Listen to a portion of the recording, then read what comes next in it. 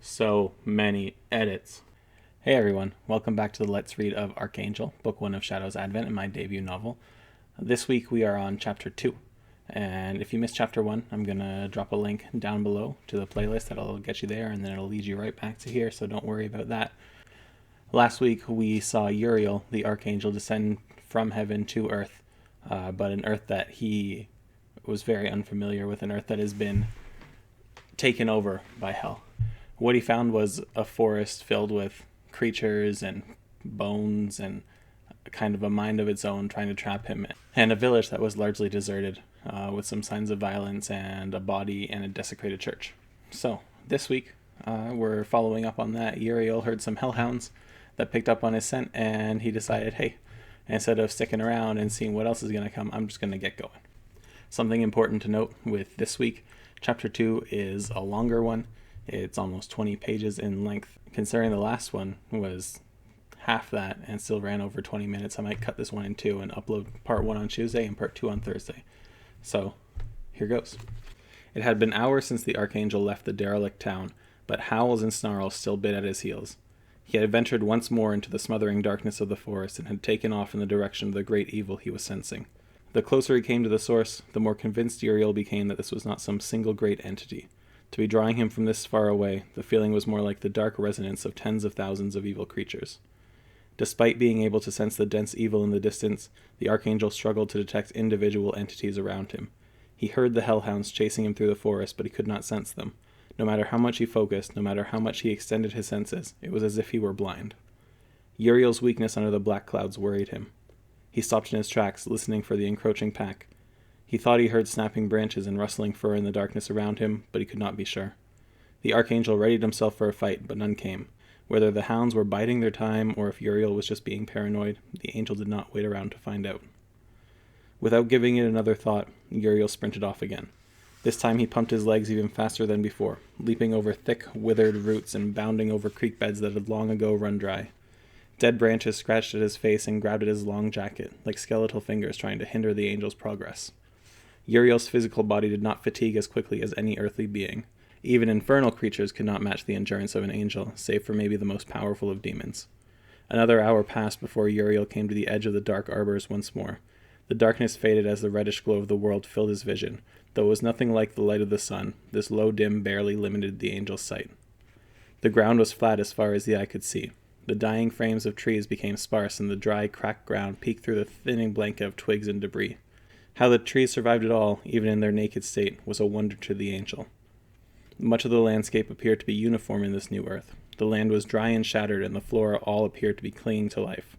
Few examples of natural wildlife were left. Anytime Uriel thought he saw a bird or a small animal, he was disgusted when he noticed extra eyes, fierce fangs, or any other multitude of hellish features. Even the lowly squirrel was replaced by some form of devilish rodent, its feet boasting wicked claws and spines lining its back.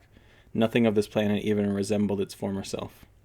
Snarls came from behind him, but the hellhounds never revealed themselves from within the darkness. The beasts preferred to herd their prey and ambush it as a pack. Uriel stood confidently, defying them. It bought the Archangel some time to think about his next step, but only a moment.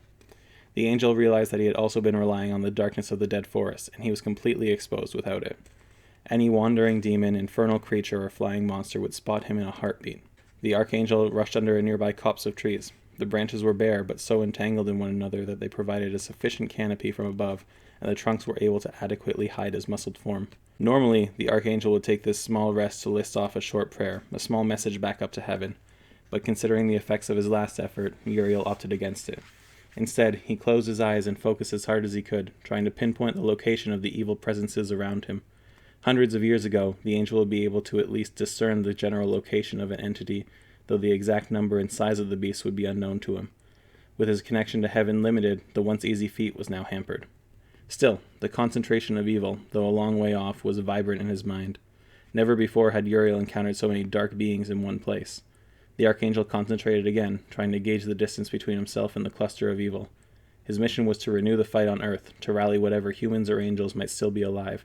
It was impossible for him and the rest of heaven's angels to formulate a cohesive plan on the other side of those black clouds, but if Uriel could find some allies, perhaps they could break through the ebony ceiling. If any angel could do it, it was Uriel. Now that he was under the weight of the black clouds, though, such a feat seemed impossible. Still, if they could open a passage to heaven, then they might get a second chance at redeeming themselves. He was suddenly interrupted by another pang in his mind, one that he had not felt for many years. The feeling was not a warning, not an indicator of something evil. It was a feeling of something good, something innocent. A child. Uriel recognized the warmth of innocence, but he found it hard to believe that a human child could survive amid all this carnage. Even if it was protected by others, raising a child in this world would be costly. Suddenly, Uriel was less concerned about the evil in the distance and more concerned with this single spark of innocence. He would have to find the child quickly. Though most hellish creatures did not have the same perception that angels did, few places existed where a child or group could effectively hide in the desolate fields and dying forests that Uriel had seen. The child's presence was in the same direction as the great evil that Uriel felt, which could have masked the soul's pure nature. Uriel glanced around, making sure no eyes were on him, and began dashing from cover to cover. The pace was agonizingly slow. His movements became hastier when he entered another graveyard of trees. He could feel the emanations of innocence without effort now, its source just beyond the ghastly wooden corpses. Through the trees he could see the outline of what appeared to be a small cottage, 2 stories tall but in dire need of repair. Pieces of siding hung off the walls and the roof sagged along the side closest to Uriel. It looked as if it could collapse at any moment, yet it was more of a haven than Uriel had seen since leaving the abandoned town. Still, the sight gave Uriel pause. How could a group of humans and a child survive out here? Surely demons would have checked the solitary building, and once the demons caught the scent of a child, they would be relentless in their pursuit of it. It did not matter to the Archangel, though, not now. If humans were in the house, they would undoubtedly be happy to see an angel. If Uriel was wrong, he couldn't be. The Archangel refused to believe anything else. With a glance around into the sky, Uriel dashed for the house. With every step he took, something else bit at his senses. Something about this house was wrong, something that the Archangel couldn't see. It felt solid enough as he flattened himself against its side, taking what little cover he could. The walls seemed to hum with some sort of power, but Uriel could not tell if it was malign or not. If it was malign or if it was malignant. These are the questions we have to ask ourselves. The Archangel ignored the warning bells in his mind. A child was inside. He could take care of whatever dangers might present themselves. Uriel glanced at one of the windows but found it boarded up from the inside. The same was said for its twin farther down the wall, but a quick scan revealed the windows on the second floor to be free of any barricades. The Archangel considered climbing up and through one of the windows, but the state of the wall in front of him made him doubt he could do so quietly. Silently, he continued around the house, looking for other ways inside. He spotted a door around the back of the cottage and crept over to it, hiding as much of his lean, muscled frame as he could. The dirt and sharp brown grass around the doorway showed signs of travel, most of it going down towards a dried ditch or creek that disappeared in the flat landscape. With another quick glance around, the angel slowly turned the doorknob, alarmed to find it unlocked but relieved to maintain some measure of stealth. The angel slipped through the door, closing it quietly behind him. As he stepped into the house, Uriel realized that it was not only a physical threshold he was crossing, but some other kind as well, something not of this world. The Archangel drew one of his daggers, its blade pointed down as he crept through what seemed to be the kitchen of the decrepit house. The building was in dire need of repair and, from what Uriel understood about humans, was barely hospitable. Decrepit wallpaper hung loosely on the walls, and it appeared that the walls had been vandalized before or during the war. A quick inspection revealed disturbances in the dust and dirt that clung to the floor and other surfaces in the room. The marks on the floor, mud tracked in from the outside, showed 2 sets of footprints. The smaller footprints clearly belonged to a child, but they were mixed among larger boots as well. Was someone protecting the child, or was something keeping it for a more sinister reason? Reading's hard work. Uriel remained tense. He could not sense another human within the house. Even with some sin, almost every human had an innocence within their soul that the angel should be able to sense, especially within such close proximity. If a human was in the house, or any other creature for that matter, it was intentionally hiding its presence from angels. Uriel used the fingertips of his free hand to open a large pantry, making sure no unwanted guests were within. All he found were mostly bare shelves, stocked with just a handful of cans. Some of them were already opened and empty. The Archangel had turned to leave the kitchen when he heard a creak from above him. Uriel sprang into action, drawing a second dagger and rushing through the rooms on the first floor of the house until he found the stairs. Leaping up 2 and 3 at a time, similar to how he climbs ladders, the angel quickly ascended to the top floor. He slowed again, peeking into each room as he passed. The sound he heard came from the room farthest down the hallway. As he crept closer, he felt something new, something that the Archangel vaguely recognized. It seemed like a contained evil, a feeling that might emanate from a lowly demon, but something was smothering it. First thing that I'm noting is how many times I use emanate in this chapter. And it was next to the child. He could sense that clearly now. Whatever it was, every bit of Uriel's instinct considered it a threat to both him and the child. Finally, the Archangel reached the last door in the hallway. His hand reached out, only to find that this door was locked. He cringed at the noise the doorknob made, ruining whatever element of surprise he may have had. It did not matter now. He had to act. Uriel positioned himself in front of the door, tightening his grip on his blades, and kicked the wooden barrier. The rotted frame easily gave way under his foot and the door swung open. He heard a sharp twang from the room, just enough warning for him to jerk out of the way in time to see an arrow fly past him, embedding itself in the wall behind where he had been standing. The arrow just grazed him, cutting through the sleeve of his loose jacket without touching his skin. The angel scolded himself for his haste. He was one of heaven's most skilled warriors, but had barely avoided the simplest of ambushes. No doubt his adversary had another arrow aimed at the door, which made it difficult for Uriel to storm in. And whatever it was still right next to the child, making any assault dangerous. It also stopped him from flooding the room with divine fire. Because kids don't like that. "Please, I mean you no harm," Uriel said loud enough for whoever was in the room to hear. "I merely want to ensure the child's safety." "The kid's fine. Now leave us alone," came the reply, a female voice. By the way, I'm not doing different voices. I might change the tone, might change the, speed, but I'm not going to try and make my voice sound like something it isn't because it's going to come across as bad. You've been warned. "The kid's fine. Now leave us alone," came the reply, a female voice. The assurance was not satisfactory for the angel. Some panic was in that voice, and panic could make her dangerous. "Please, just allow me a moment. I promise my intentions are only good," the angel insisted. "Get the fuck out of here, or the next arrow goes in your throat." Uriel could tell that he was not going to make any progress here. He could do nothing for fear of harming the child, but he was the fire of God, and with that fire came light, a divine, heavenly source of brilliance. The angel was still wary of using any magic, but he needed to make sure the child was all right. Any consequences could be dealt with later. Back against the wall, he sheathed one of his blades and moved his hand into the doorway, palm facing into the room. With a thought, white light erupted from the angel's hand, filling the room with a blinding flash. Uriel waited a brief second, long enough for the predictable arrow to fly through the door, before he entered the room and moved around its edge. The Archangel recognized various human furniture, a bookshelf, a bed, a dresser. From the faded paints and colors throughout the room, he reasoned that it had belonged to a young girl. It was by no means a large room, but Uriel still wanted to distance himself from the child and the female presence. Before whoever the woman was could recover, the angel toppled the bookshelf onto its side to use as cover. "Damn angels!" cried the female voice. Uriel's interest was piqued. Clearly this was not the first time she had met a warrior of heaven. "Yes, I am an angel," Uriel said, trying to prove his intentions. "I am a friend. Please, let me make sure everything is okay." The suppressed evil Uriel had sensed before seemed to grow stronger, but still something restrained it. Uriel could feel divine energy gathering in his hands, ready to fight for this child's life if he needed to.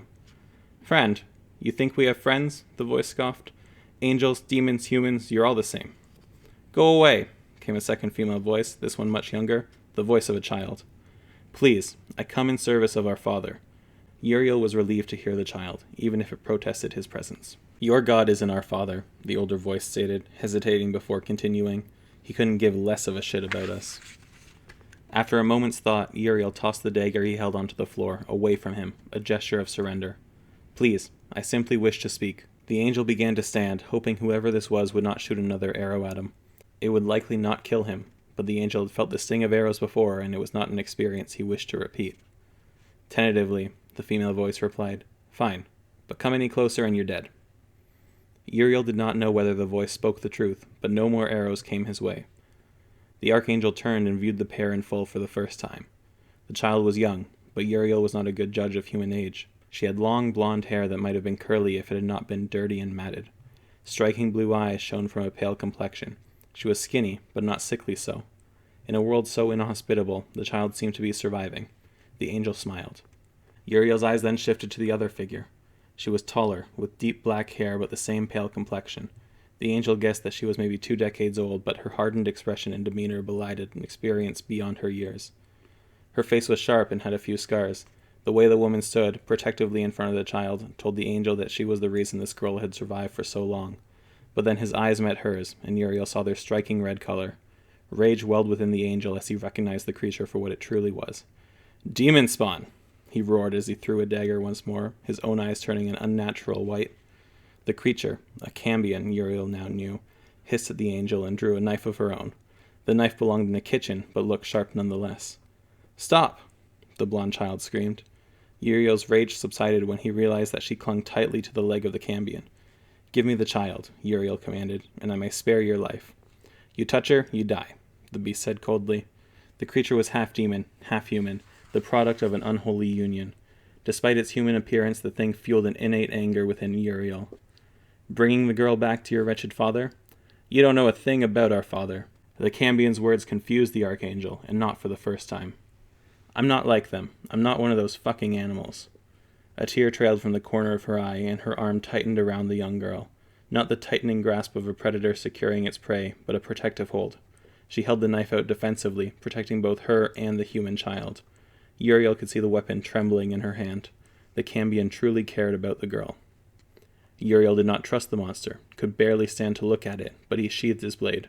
If for nothing more than the sake of the child, the Archangel held out his empty palms. "All right, demon, you have your chance."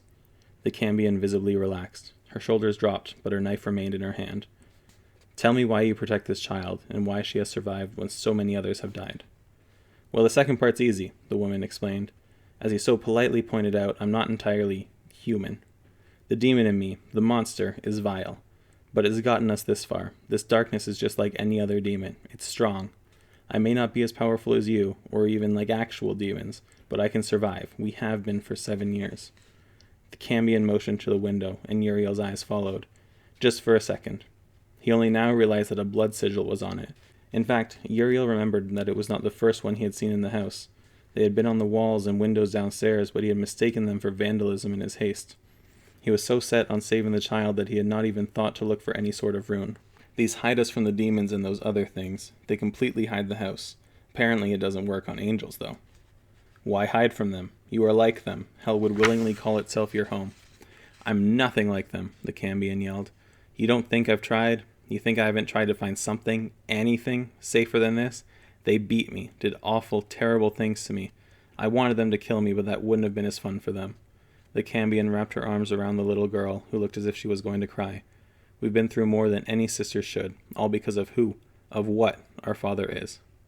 What do you mean, our? Uriel asked, looking at the child.